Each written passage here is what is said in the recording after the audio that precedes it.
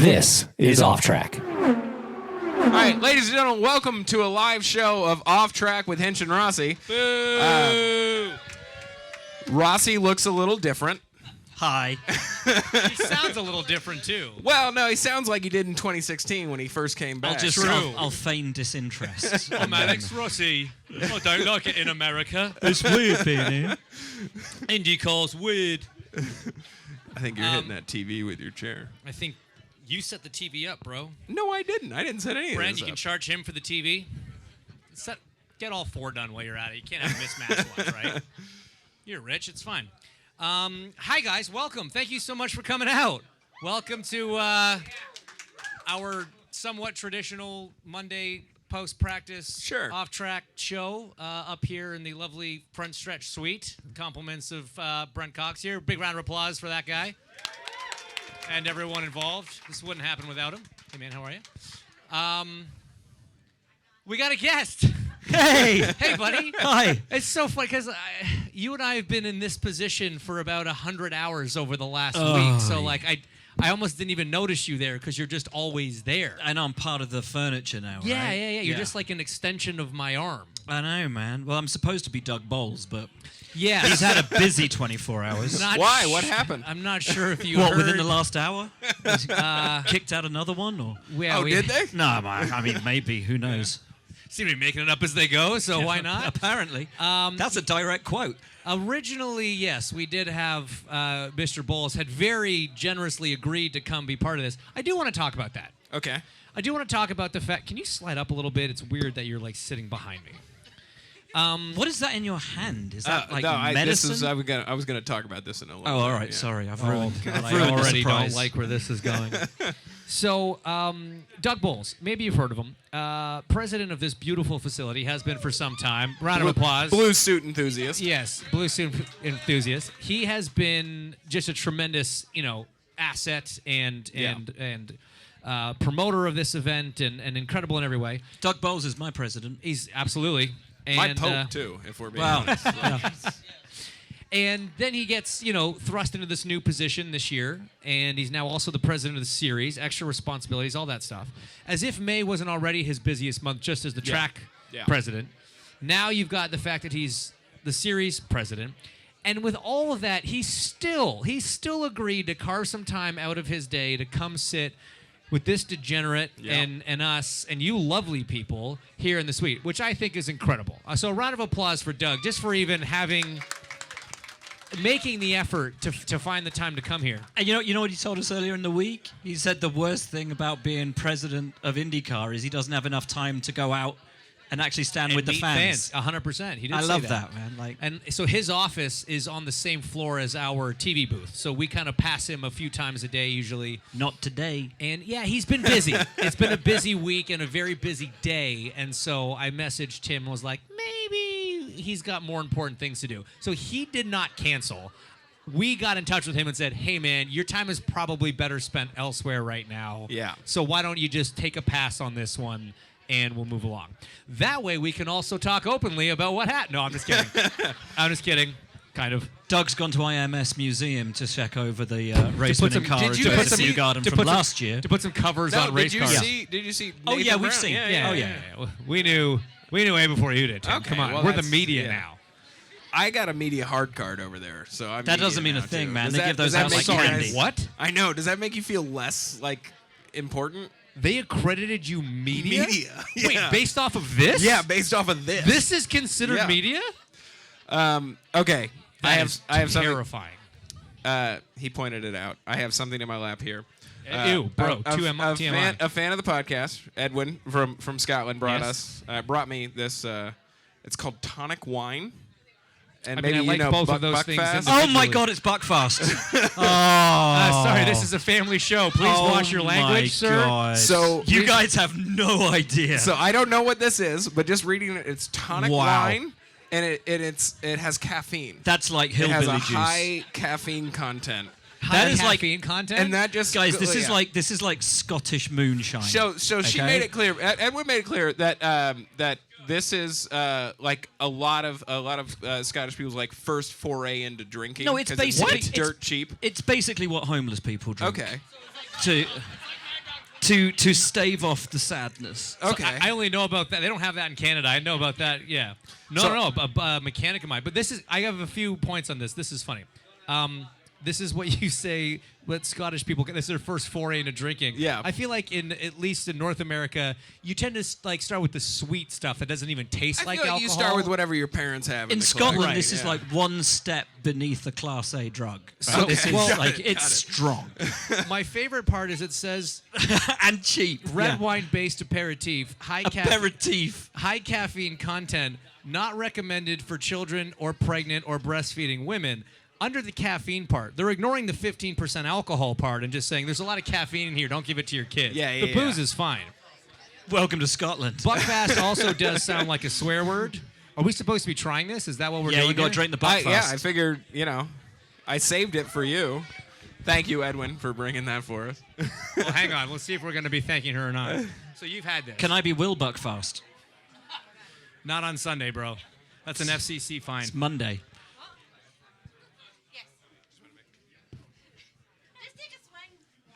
Calm down. That's like, no, hang on. It's not going to be the worst thing that's happened to your stomach. It's definitely better than Malort. I can already tell. Come on, let's try some.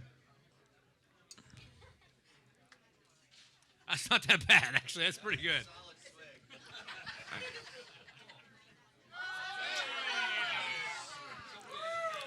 I don't hate it.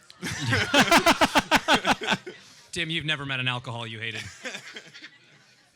Okay. Thank you very much. That was delicious. I'm actually going to have more of that at some point. What's that? I never realised it was Oh. from Buckfast. That is not actually a Scottish drink. It's from Devon, which is literally the completely opposite end of the country. I had no idea. So you guys Well, just the send it more up you to know. Scotland to mess with them. Is this like what you have when you go up and you have the sacrament in church, basically? It's made by the Benedictine monks. Good Lord. Hold on, I'm asking Dario if he's ever had it. Not recommended for children. Come again? Again? So just like after every other question that he gets asked these days. I'm terrible with accents, by the way. I had a great friend who was a fellow journalist in Formula One, and I knew him for about a year, and I said to all my mates, I was like, oh, Gary's coming out for a drink tonight. You're going to love him. And everyone's like, oh, cool. Where's he from? And I'm like, Belfast, I think. Like, he's Irish. Gets into dinner, and he starts chatting. Everyone's like, oh, so where are you from? He's like, Glasgow. That's hurtful, isn't it? Sorry. I was really That's hoping pretty he was offensive. like Des Moines. Will Buxton's our guest today. Welcome. already cocked it. Now up. that we've already told him to off. Yeah. Welcome back to the show. Last time you were on the show. We had Townsend on at the same time, right? Yeah, but from our hotel rooms. We were all in hotel rooms here in Indianapolis. And there was a actually. technical difficulty, and you guys couldn't hear each other or Yeah, it us, was and brilliant. It was a mess. You just called your first Indy 500 qualifying Yeah. on network television in the United States. Yes. Pretty big deal. Pretty big huge deal, deal, guys. yeah. Round of applause. Yeah. Thank you. I promise we won't tell him, but how do you guys think he did by round of applause?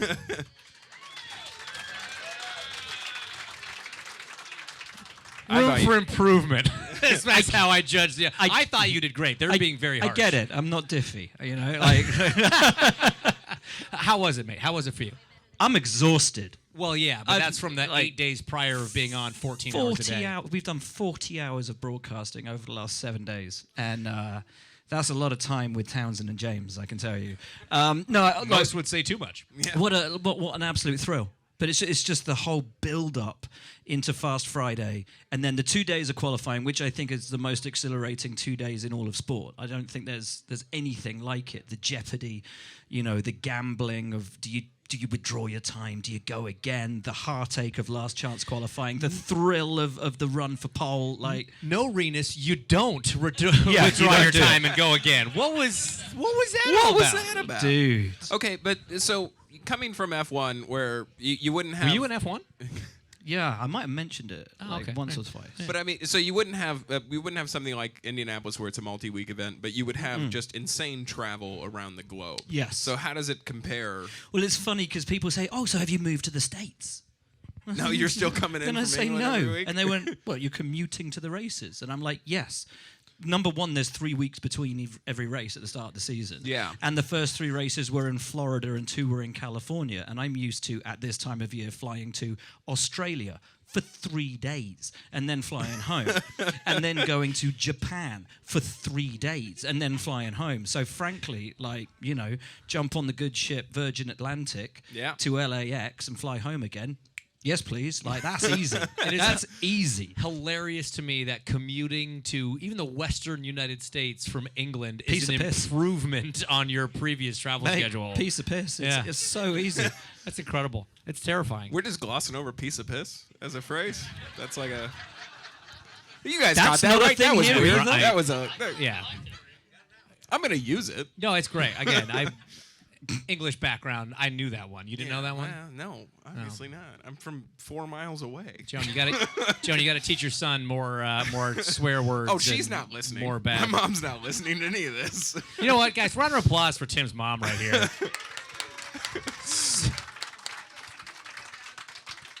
Oh, she was reading about the Penske cars. Why? What happened? What's the latest? Yeah. Oh, okay. Well, we'll come back for a check-in in a minute. Yeah. Well, you finish the article and let us know. And Mom, then we'll are have you come on. available Sunday? They need somebody in the booth. They need. Easy. I'm not doing that bad. Will, so you got through your first pole day. What was the single coolest moment for you? I mean, obviously we had a Shwartzman. hell of a story in that, and you know him, right? He kind of grew up racing in your world. Yeah, I know him really, really well. And actually, at the start of the season, we were joking around, and you know, Prema have been struggling, and it's not been easy for them. And I said to James, I was joking. I said, don't worry, he'll be on pole at the 500. Well, okay, hold on. You also called that he would be driving for Prema. Yeah, I did a year ago. Yeah.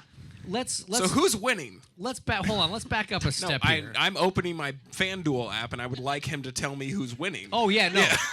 Yeah. No idea. Damn it! Come on, man. Why That do we wasn't have very you here? helpful. No, but like when it was another announced, I remember you saying like, "Oh man, you wait. You guys don't even know the level that these guys operate at. They win everything in Europe. They're so good. They're this, that, the other." I'm like, "Yeah, dude, I don't think you know how hard IndyCar is." And, I don't think they did. Well, given the first 5 races, I think you're right. But then all of a sudden they show up here and put an absolute spanking on the field at Indianapolis. That's a hell of a comeback. Yeah, it is. And what you guys have imparted to me over the week is that, you can be lot. huge. Quite a amounts. bit. Yeah, like literally 39 hours and 55 minutes of the 40 hours with James and Townsend. You can be a phenomenal driver, right? You can be a Robert Shwartzman. You can be utterly fearless. You can keep your foot planted, and you can be smart enough to be able to feel the car and slide it and get a 233 every lap out of it, which even Scott Dixon and Alex Palou weren't able to do. But you need a rocket ship under you. And unless you have a well-engineered car, you're fighting in last chance qualifying. You're not fighting for pole. And we got here this week, and everybody just assumed one of the Premas is going home. Like, that was just, it wasn't even a question. One of the Premas is going home, and one of them's on pole. Like, that's the job they've done. I mean, it's insane. Astonishing. When you actually say it, because you're right. I mean, I was there. I was one of the biggest people. Like, yeah, it's going to be between Callum and Schwartzman. Who's going home? And then Friday night, we're driving home, and you're like, so, Fast 12 tomorrow, who's in it? And I'm like, Schwartzman. And you're like, yeah, but seriously. And yeah, I'm like, cool story, bro. But like, actually, though, yeah. And then there he is. Like, he's a phenomenal talent. And he tested for Ganassi. What was it? A year and a half, 2 years ago? And Mike Hull was like, we want to sign Robert Shwartzman right now. And Robert was like, I've still got a chance in Formula One to drive for Ferrari, because he was a reserve driver at Ferrari for 3 years. You don't walk away from Ferrari. Like, it's Ferrari. No, you have to remove that from your Instagram bio. Yeah, exactly. If you're no longer a reserve driver. And who knows how to do that anymore? That kills trying to get a date. If Yeah. you no longer have that in your bio, No, mine it's so mine much says harder. I'm still an Alpine reserve driver. Yeah, on no, my yeah. Insta bio. I mean, you might be. You might- They've there's got so about many. 37,000. Honestly, I think I might be. Wouldn't surprise Yeah. me. But yeah, and then he got the opportunity to come over with Prema and be a centre part of all this. It's incredible. And I'm really glad that he is here, genuinely, because you mentioned that test. I'm glad you did, because over the last, I don't know, 5, I mean, you could probably go 8 years, there have been a lot of drivers that have come over and tested for various teams at various times from various other series. And the problem with testing is if you only read the press releases. I think we've joked about this on the show before, right? It's like the I copy could and paste I press could release. write you the. You want to go test an IndyCar tomorrow? I can write the press release. You're going to be terrible, sir. With all due respect, you're going to be. I can write the press release. Oh, Sorry, it's really do you not promising. recognize Mario Really- Andretti right there? Great feedback. Really got up to speed well. Came well prepared. Was great with the team. Blah blah blah blah blah. In other words, gave us $400,000. Correct. Yeah. And we Well, were it could very be- grateful for it. It could be that, or it could be what I like. It could anywhere in the realm of that is possible, but they always just say the same thing. It's I when- will write you a much nicer press release for way less money. You won't get to drive it. Like, you get to take my Bronco out. But, like, it will be a much better press release. It's not until you talk to some of the people in the paddock, in the industry, in these teams, that you kind of get the insider info on some of these tests. And there have been drivers that are well-rated drivers from other series and other championships, I'm not going to mention names, that came and tested Indy cars, and the press release went out, and you would have thought they were great. And then you talk to people and like, man, I was shocked at actually how bad they were. Like how uncomfortable they seemed in the car. Yeah, how like long it took when to get up to Lewis speed. Hamilton tested for coin. Yeah. Right. It was shocking. Just, bizarre. That didn't happen, just to be clear. I remember when Shwartzman tested, and I remember people saying, and he tested on a day with a couple other rookies as well. I forget who it was. Nazar? Maybe Did he Nazar test? was there, and it was a few guys, well-rated And guys Penske liked from other championships. Penske liked Nazar as And, well. I mean, they liked him enough to hire him Exactly. in the sports car world. But I remember that the discussions about Shwartzman after that test were like, man, this kid is really good. And I had barely heard his name before that point because obviously in North America we hadn't really heard a lot about him. I think maybe I had heard about him from you. And I always remember that, man, like he really impressed the guys like Mike Hull from Ganassi, who has seen the best of the best. I mean, they've got Alex Palone's got Dixon on their team. Doesn't really get better than that. So I'm really happy Sorry, he who? made his way. So frustrating working with you. So my mom has given us an update that, in case you haven't heard, when this comes out on Tuesday, that the 2 and 12 car have been sent to the back of the field. Thank you for watching our broadcast this morning. It's much appreciated. How do you guys feel about, the fact that they got the penalty, and that's a pretty big penalty, but if you're able and I'm you gonna need had a something legal stronger than the attenuator, Hold on. Take a step back. We'll inform the audience, not here, who I assume know everything because The you guys audience are at here. home. The audience at home. So, yesterday, we were about to run for the top 12 shootout for qualifying, and suddenly we are told that the number 2 car and the number 12 car, those of Joseph Newgarden and Will Power, are being pulled out of line in pit lane. Now, you can't do that in the shootout for the top 12. It's not like normal qualifying on the Saturday where you can pull yourself out of line, go back to the garage, make some changes, and come back. You get one shot. You get one chance in line. You don't take it. You're done. Why are they pulling out? It turns out, and this is where it gets a bit confusing, one car failed inspection, maybe both cars failed inspection, maybe neither failed inspection, and they just found their way onto pit lane and Chip Ganassi spotted something, and then they decided to withdraw them. The facts aren't really facts because we've heard so many different versions of this story that nobody really knows what the truth is. Ultimately, it all came down to the attenuator, which is a word I've never heard used before for the rear crash structure on the car.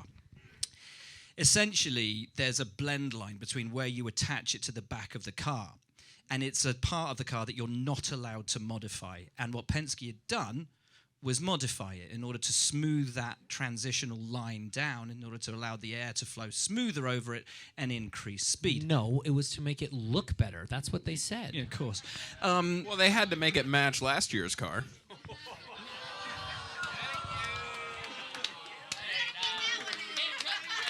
He edits it.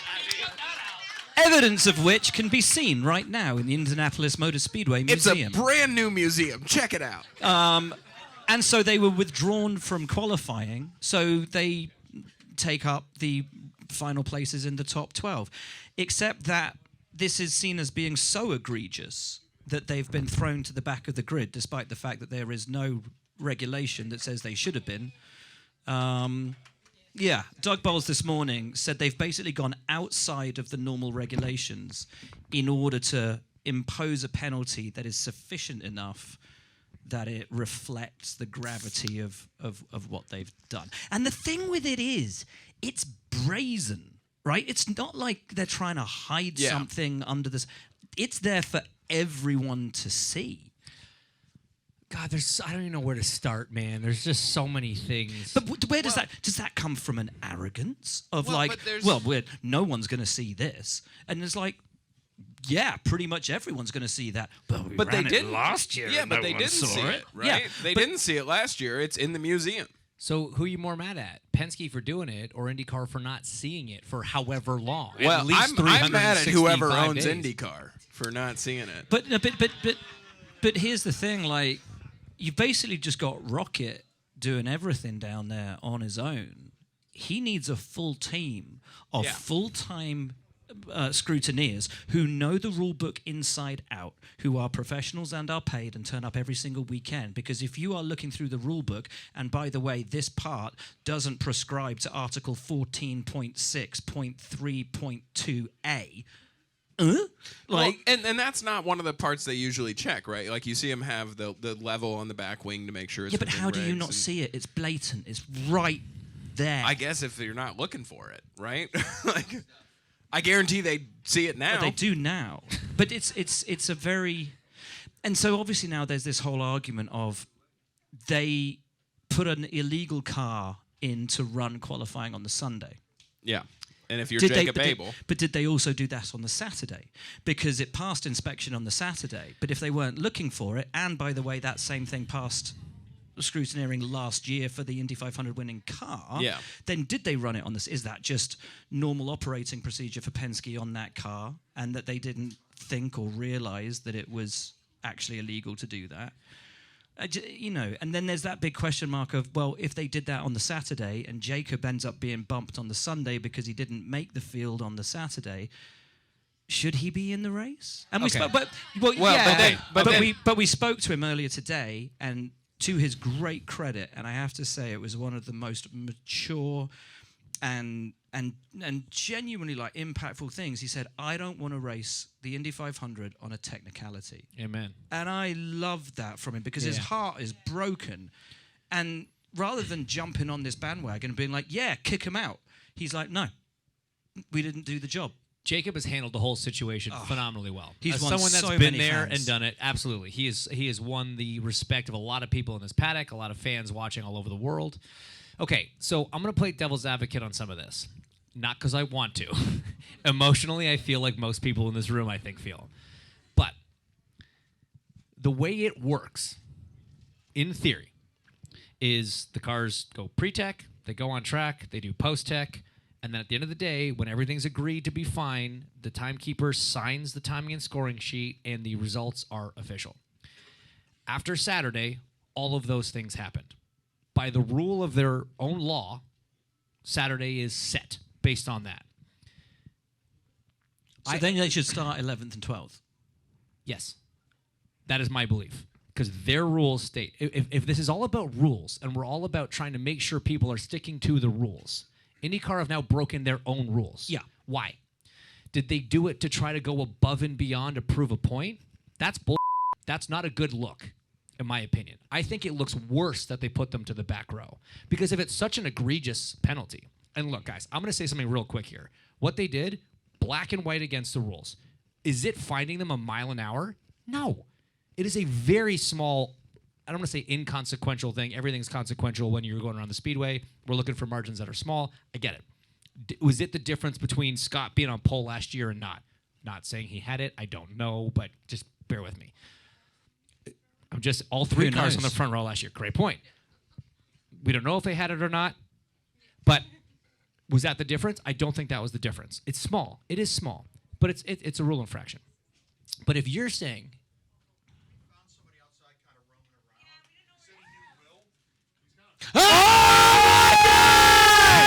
ladies and gentlemen, the pole sitter for the 109th running of the Indianapolis 500 as a rookie, Robert Shwartzman, has joined the podcast.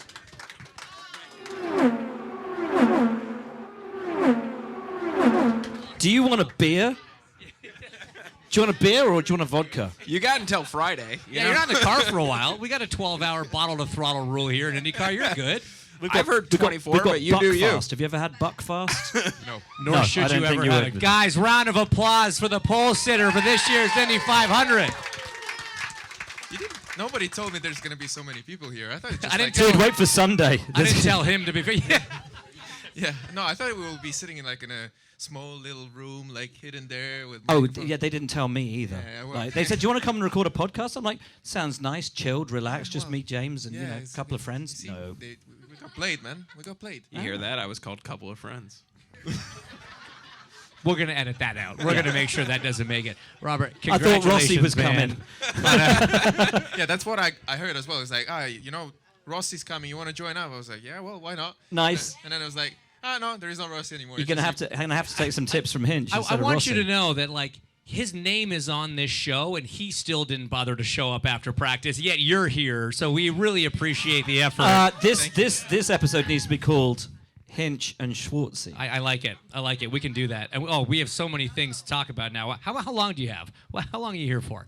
Well, I don't know. I think I need to do something at. I would 5 or imagine 5:30, you I have don't so know. many things to do. He just said he needs to do something at 5. No, yeah. We only need you for 3-4 hours tops. You guys can stay, right? Oh, 25 beautiful, minutes. amazing. Holy moly! Guys, Yeah, you're getting an extra treat here. Okay. You need to keep him more in line, man. 25 minutes is and this guy's used to like Say, Ferrari. we're not F1 anymore. You got 2 minutes. Yeah. Like that's it. That's you your get whole one interview. question, no follow-ups. Hey, All as I've- questions must be pre-approved before Will, you ask. as them. I've told every woman I've dated, 2 minutes is plenty. Are you keep currently that info, dating? though. I am, and Okay, unfortunately, right. my mom is right there when I made that joke. Yeah. I didn't love that. Now I understand why you have a kid. I'm going to shut up and let this man talk. Anyway, yes, dude. How does it feel to rock up to the Speedway, your very first time here, and end up on pole? Well, it feels honestly unbelievable still even now. Like, whenever I was watching like your commentary and you're like, yeah, Robert Shwartzman's going, it's like 33-1. And I didn't even see the speed. I was just like fully focused on the corners, like just be precise, ideal. I was like, let me just finish this 4 laps. I don't want to end up like Colton, Marcus, or Scotty. Just want to, finish the run, keep the car safe. And then I was like, I did all 4 laps. I was like, I breathe out, and I'm like, so where am I at? I was like, so speaking to my engineer, I was like, so where we are? And he's like, P1. I'm like, what? And I'm like, really? He was like, yeah, P1. And I was like, okay. So at that stage, I was super happy because I knew that that's at least the front row, because I had only Pato and Felix behind me. So I was like, okay, wait, maybe they're going to go faster. But at the same time, I knew that maybe not, because I've seen one thing that only me and Sato had in the car, and all the others didn't. And What's that? That's a secret. I'm sorry, I'm not going to say it. No. I feel like he was That about is- to say it, and then you I asked know. the question. Ruined it. God. Were you going to let it We slip? can edit real life and just. No. But that's definitely something I've noticed, that, there is just me and Sato. And when I saw Sato doing the lap, I was like, he's really fast. And compare others, he was at least half a mile faster. So I was like, maybe I have a good chance here. So that was also another boost of, let's say, confidence. Did you deploy and regen hybrid on your warm-up lap? No. Okay, it's not that then. No. How's your attenuator? No, the thing is, as you saw, my first and second lap normally was always fast, and then I had a bit of drop where the tires were just going off. So our main, let's say, target was to keep the car lasting all 4 laps, that I can get either really close flat or flat. And that's what we did in the final run. We just changed a little bit, few things, and the car was just flat all 4 laps. So you talk about the final run, the one that mattered the most, but Yeah. you had to get to that point, and you had my favorite interview of Saturday, which was after your first qualifying attempt. You got out and you were like, "Man, I've driven a lot of different cars. I've raced in a lot of different series. That was probably the hardest, scariest thing that I've done in an Indy car." Can you just talk about that a little bit? Oh, what happened there? Tim, just don't come back. Just Yeah. you're that's it. Nope. Yeah. How do you do this? We're not every normally in the week? same room. Yeah, We're but not normally in the same building, same or same state usually. Anyway, Robert, Yeah. you get I that mean, first qualifying. I think we were a bit too optimistic with our balance, so it was definitely the hardest qualifying, let's say, session so far, like the first one. First because somebody has a proper American. Yeah. Can we turn that music off, here. Brent? Yeah. Oh my God. Yeah. Okay.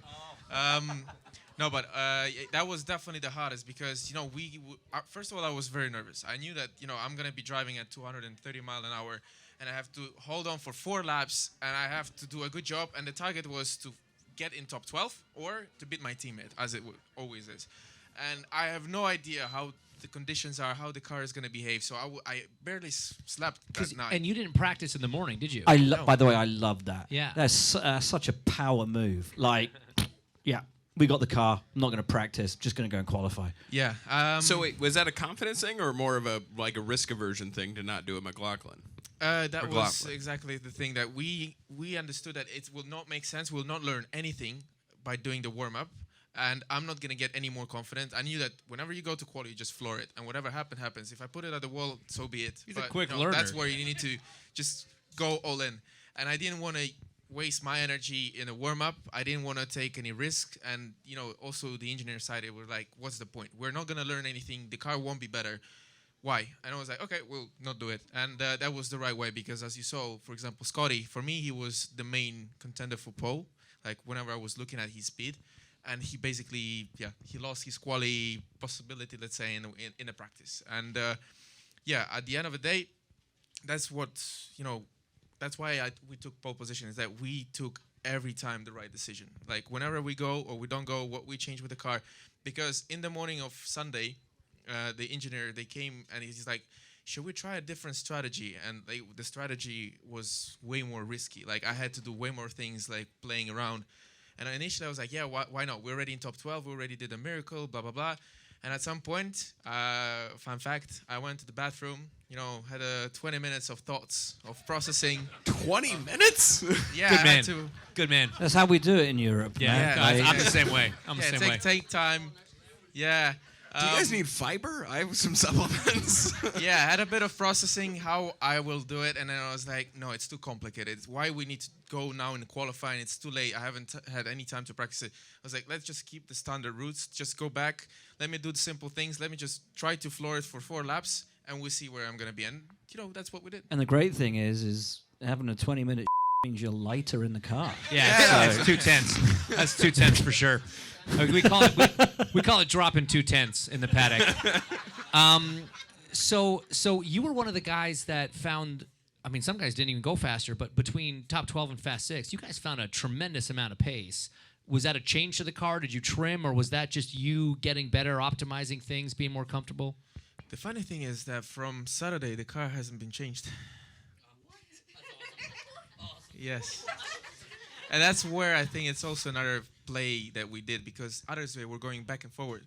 Because in the top 12, everybody went back on different, let's say, options, angles, wing angles, because we can see what others were doing. And then they went back again. So they were always doing like ups and downs. And we were just keeping it steady. We just needed to find that perfect balance, perfect temperature. And that's where my best round was the final one. But the car was the same. When That's we amazing. came into this month of May, most people had Prema down to be in last chance qualifying, right? And that one Prema car wouldn't make the field. That was just, everybody in the paddock just assumed that's what was going to happen. I mean, I called it. I knew it was going to be a pole. And then, dude, I actually did call it. Yeah. But then you're fighting for pole, and we know. Listen, I know your talents as a racing driver, but you can't fight for pole unless you've got the car. When Michael Cannon left the team early in the season, the Indy 500 specialist, everyone was like, "Well, that's Prema screwed." And yet here you are on the pole position. How much of an influence are people like Robert and Eric on your team, the engineering brilliance and know-how that they've brought to give you the car that you needed? How important have they been? It's extremely important. Honestly, you know that he's my third engineer. Like, not in the way that's... So basically, I have 2 engineers now. One is Mario, the one I've raced in Europe in Formula 3. I won with him. And He was my engineer. Yes, it's true. Yeah. Yes, he said it. It was funny. Mario, he's a really good lad. And basically, for normal reasons, he never done an oval. So he said, listen, I don't feel at all confident to give you a car. I don't want to sort of kill you. And he said it to the... That's nice of him. That's a plus. He sounds like a sweet guy, this Mario. Generally speaking, that's like Mario's the goal. a solid dude. Yeah. Trust He's me. No. I don't think he minded if. No. For me, He's really taking care of me. He really wants me to do good. So yeah, we're big friends with him. So he's like, listen, like I don't feel like doing ovals, and he said it to Rene, and Rene was like, okay. And Rene spoke with Chevy, and Chevy offered Eric. They said, okay, for the oval race, we can give you a guy who has experience, who worked with Joseph Newgarden, who worked at Penske, who has some knowledge. Huh? I knew you could not do it. I was just know. waiting. I was Yeah. like, I'm not going to look. He's just going to go, who's that? What has he ever done? Yeah, well, so basically this guy, and just a fun fact, this guy works at SpaceX. If nobody knew that, the guy is, let's say, working at Elon Musk company. Actually, he met the guy once. I was like, next time we took a picture yesterday from pole position. I said, next time you see Elon, just show him this and say, this is how rocket ships are made. So, Love that. Next Yeah. next SpaceX rocket's going to be Yeah. painted red, white, and green with yeah. Robert Schwartzman's face right on the side of it. yeah. So Eric, definitely the guy. He's super intelligent, super clever, and super calm. Like he's unbelievable. Like European, especially like Mario, he can be impulsive sometimes. It's like he gets the energy. Eric is like ice cold. Like he just like there is fireworks, fire, water, everything. He's just standard, like calm.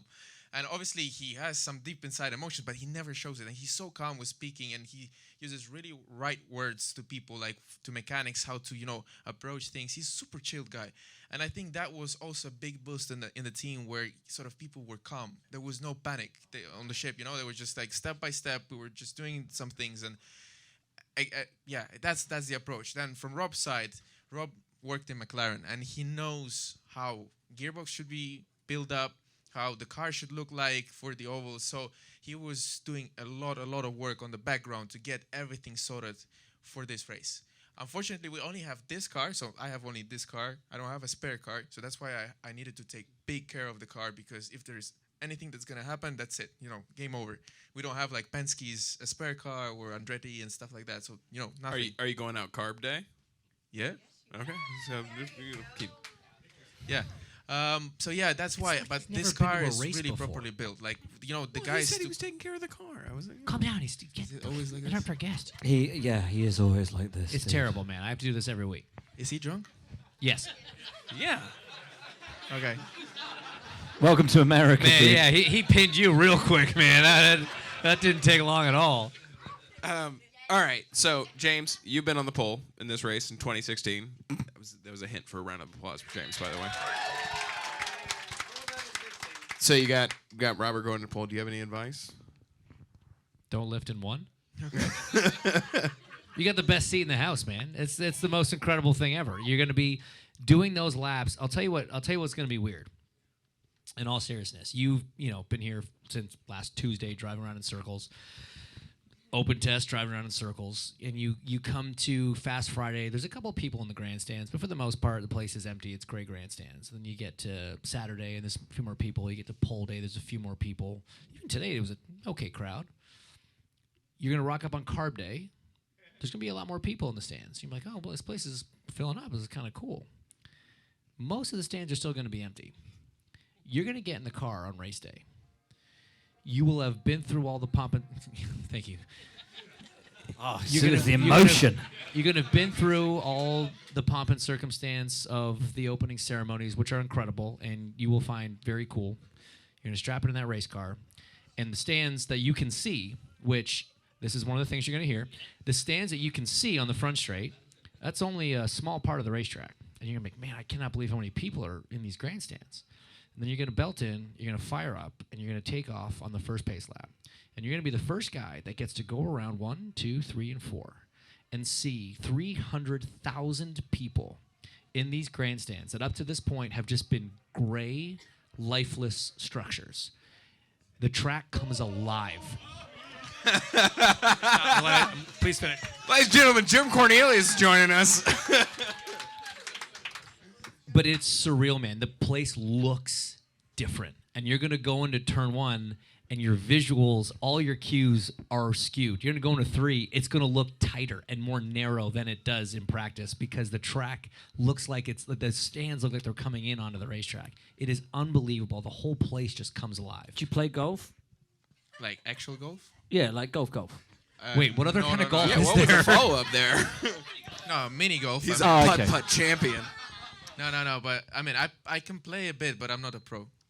So I was talking to Connor about it this morning, and we were talking about how if you play a golf course in the winter, all the leaves have fallen off the trees and the fairways feel wide open. You can go back to the same golf course in the summer and the trees all have the leaves on them. You're playing the exact same course, but it feels narrower and tighter because you've now got leaves on the trees, which is similar to what James is saying about how when these grandstands are full of 350,000 people, like it looks like a different place. Just like what I'm saying, except you're talking about golf, which is the most boring sport in the world, and I'm talking about IndyCar racing at the Indianapolis Motor Speedway. Know your audience, Jesus Christ. Hey, James, follow up in I was trying to impart something meaningful. Yes, I know, and it was beautiful. To bring and it a was comparison, eloquent. to bring in It people was from other incredible, sports. and it just did not land in this room. Yeah, with you. James, follow up. 1 year you didn't make the race. I don't have a question. I just wanted to remind you. Appreciate that. Anyway, so I've already spoken to Jacob Abel several times today, so it's fine. No, okay, look.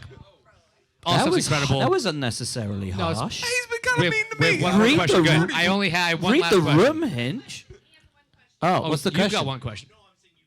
Yeah, well, one more question. Yeah, perfect. Because this is the last. This is what I actually wanted to end on. Because we've talked about the Indy 500. And I'm sure you've answered a million questions already about that, and you're going to answer a million more before Sunday. Schwartzy. Do we get a? Who knows what I'm talking about by me saying that? Do we know that? This is a recording artist right here. Get on Spotify right now. This guy isn't just a driver. He's a producer, a rapper, a singer. He is good. Easy, Tiger. He He is, good. he is Robert, the first SoundCloud rapper to ever win pole at the Indy 500. 100%. Never mind SoundCloud. 100%. Spotify. Spotify. I Guys. apologize. Well, we can't promote Spotify. He's This is not- a serious he's podcast. legitimately talented. The question I've got, because we only have one left. First of all, I do think that we're gonna big this up on the broadcast. I don't know how much money you make off downloads and stuff, but we're gonna get your thing. We're gonna get you charting. How did you get into tell us your music story? I think that's just so unique and so cool. Well, my dad, he really loved music. And when I was young, I loved Metallica. Linkin Park was my favorite band. And I was just listening. It's heavy metal stuff. And, my dad was listening at that stage more classic music. And I was like, it's boring. Come on, why are you listening? It's just there is no words, nothing, no movement. And he was like, listen, when you grow up, you're going to understand something. How music is structured, how, this symphonies and stuff. So when I was growing up, I started actually picking up on my dad because I could hear him listening to it. So I was like, okay, who is this? Who's that? This is actually a nice tune, nice melody. And he, brought me into classic music. And I already had some knowledge of heavy metal, classic music, a bit of pop. And then the rap started to, hook me up because, rappers, they start to sample cool moments, cool beats, cool, melodies. And I was like, this is cool when you can actually sample a cool melody, add maybe some cool, let's say, speech, and you tune it. And then you just put your lyrics. You can speak something what you want to speak about your problems, about life, about general problems in the world and whatever you have, about love. And I just started to get hooked up by the rap. And I was like, okay, this is interesting. And at some point, when my dad passed away, I have a friend at home who is doing professionally, let's say, being a rapper and writing songs and stuff like that. And he was like, yo, do you want to just join up? Just let's go to the booth, record something. And I was like, why not? Let's try. And I was just a listener. I was not singing. I didn't go to any music school. I didn't do any of that. Even in the school when they were the only thing I've done about music is just play on a flute or something like that. The recorder. Yeah. 3 blind Recorder. mice. Yeah. That is the only Hot thing I've cross done. buns, Hot baby. cross buns up in this bitch. Yeah. Basically, I don't have any knowledge of actual music. I just by the ear. So I listen and we started, writing some stuff. And, he was like, try, put it like this. And I just started to just copy. And it started to sound really cool. And I started to feel like it's quite easy. I get in the flow. I get in the rhythm. And then I started improvising. I started adding my own, punchlines or some, voice-wise, some ad-libs and stuff like that to make the whole song. And it started to be creative, and I was like, this is actual fun process, and it's like a bit like working with the engineers on the race car. You sit down, you look at the telemetry, which is on the music side is like a system where you can play around, change some things, and you just create your own, let's say, your own vibe, your own idea, your own style, and you can go from a sad to happy to cool, whatever type of song, and you just play with it. It's so really cool. And then I released one song. I actually did 15 in total, but I didn't release them all. Yet. Yeah, well, the thing is, I realized when I released the first one is that I need to find a proper studio to make it big. And that's why I released it basically on my own. The song that I've done is just my social media, and I just put it in the iTunes and whatever, like Spotify platforms. But there were no boost up, there was no radio and that type of things. They were not there. And it went really well for what it was, but I was like, then I tried to search and try to speak with different companies, but they were too big, and I don't know, you have to have some connections to get into that, from what I got explained. Yeah, does being the IndyCar pole sitter help with that, you think? I hope so. I certainly hope so. It might open some doors. But yeah. Also coming here to US, that's where, because initially when I was going, so at that time it was in Russia, and in Russia, obviously with all the situation, everything got closed, and there was just Russian music, and I did not want to do Russian music. I was like, I want to do, let's say, like speaking English for the whole world. And so there wouldn't be any promotion from Russia. Then I also I'm living partially in Dubai, and also there in Dubai it's a different story. So I was like, where can I go? Where can I find? And when I came here to US, I was like, maybe this can be a good opportunity. So maybe at some point there's gonna be someone who will be interested. And he's like, hey, yo, I'm doing this. This is my company, and you want to jump in? I have this artist. Maybe you do a collab or like do a fit with them. And I was like, yeah, why not? And we get back on music rails, You should have signed for Maya Shank. They got the Sirius XM. Yeah. No, I'm joking. By the way, so do we. As I say, You this wouldn't- podcast you wouldn't is be on pole. Sirius XM, so maybe we can make some intros for you. Hey, look, we really appreciate you stopping Thank by. you We so much, appreciate dude. the time. Thank you. Busiest man in IndyCar right here. And the pole sitter for the 2025 Indy 500. First rookie pole sitter with a rookie team in the history of the race.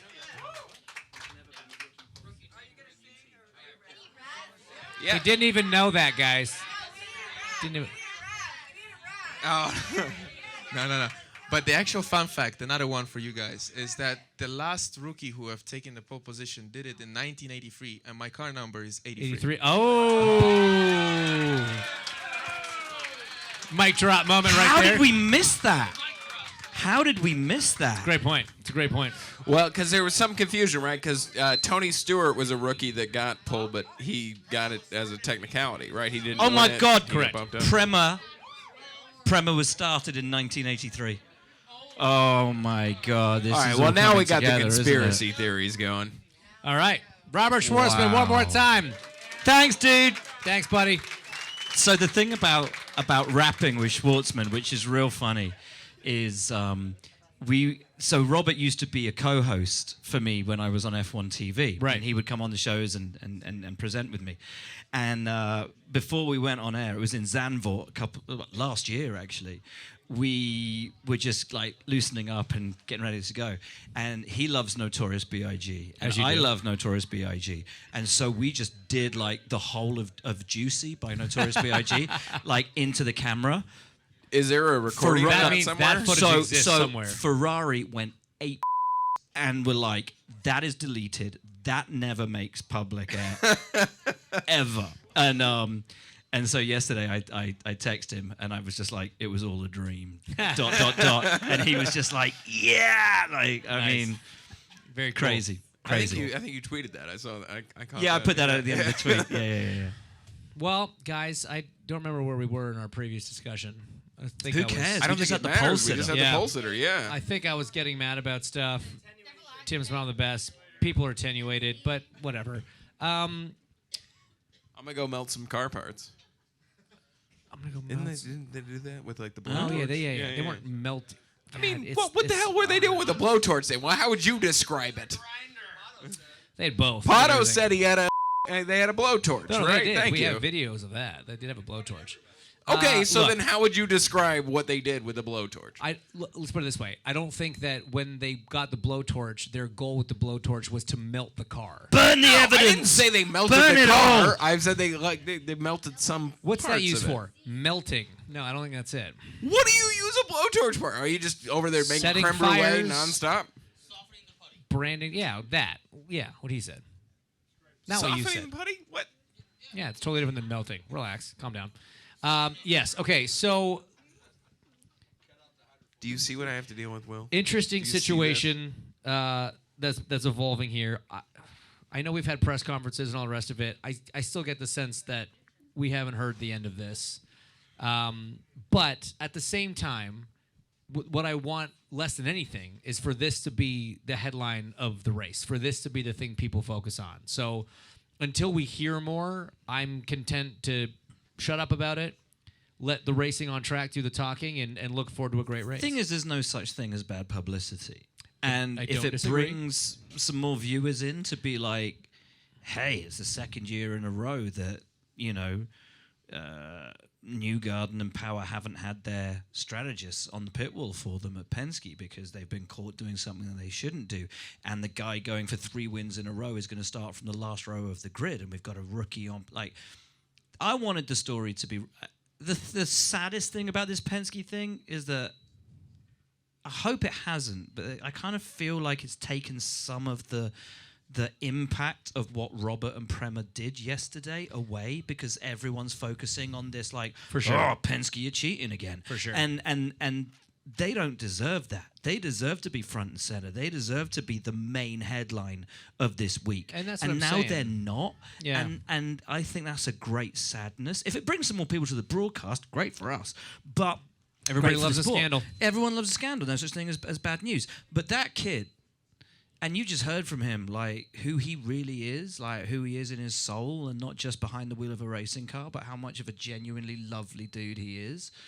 Like, I've known him years, and I'm so happy for him that this is happening to him. I want him to be the story. Yeah. I want Prema to be the story. I don't want this Penske bollocks to be the story. Well, look, I think by the time we get to race day, that's going to be it. The Penske guys are at the back, Robert's at the front, and when the green flag drops, that's what you're going to see. So, yeah, look, again, I don't think we've seen or heard the last of it, mainly because Alex hasn't had a chance to chime in yet. So tune in Thursday because that's going to be, we're going to revisit it all again on Thursday. But until then, guys, thank you so much for coming out today. Thanks, we really gang. appreciate it. Okay, Hope see you y'all. enjoyed your day. And thank you to Clayton Anderson for playing the show before we got up here. Clayton He Anderson, did a great job. the man, the myth, the Thanks legend. to Brent Cox for hosting us in the suite. Thanks to Will Buxton for taking time out of his very busy schedule. I don't say that tongue-in-cheek. I mean that. It's Mate, been I'm insane. like, I'd have turned up anyway, but to have 25 minutes with Robert Schwartzman, completely, that was so helpful for us for our jobs, genuinely. but just like completely open and honest. Yeah. Like, how If brilliant you was want, that? if you want that footage, we can discuss the payment plan. And I was here. It's damn it! like it's gone in, dude. he also like, acts like it's his show. I don't understand. yeah, and also like it doesn't. Hey, can like, you pass that we're- wine tonic with the We're all caffeine? here. Like, No. it's gone in. It doesn't just come into our brains when you decide to upload it. No, Like, see, we're most you of the can't stuff edit that goes our in here memories. goes, Here? it goes right out. So I just assume everybody else is like you. that. Joan, come grab your property. Get him out of here. Guys, thanks again so much. Mom, where's Mum? Enjoy- Where's Mum? Take him she home. just- Oh no, she She left. was she there. left. Even when she's your over mother your can't shit. stand your Yeah, anymore, exactly. like Jesus Yeah. Christ. Thanks for coming. Enjoy the rest of the day. More importantly, enjoy the 109th running of the Ba, ba, Indianapolis ba, ba, 500 bo! presented by Gamebridge. Sunday, May 25th, live on Fox. This has been Off Track with Hinch and Rossi. Off Track is part of the SiriusXM Sports Podcast Network. If you enjoyed this episode and want to hear more, please give a 5-star rating and leave a review. Subscribe today wherever you stream your podcasts. We are at Ask Off Track on Twitter and Instagram, and if you want to follow us on Twitter, we're at Hinchtown and at Alexander Rossi. If you want to follow Tim, though we have no idea why you would, he's at the Tim Durham on Twitter. Find us on YouTube and subscribe to our channel for exclusive video content. Off Track is produced by Tim Durham, and by that we mean Tim.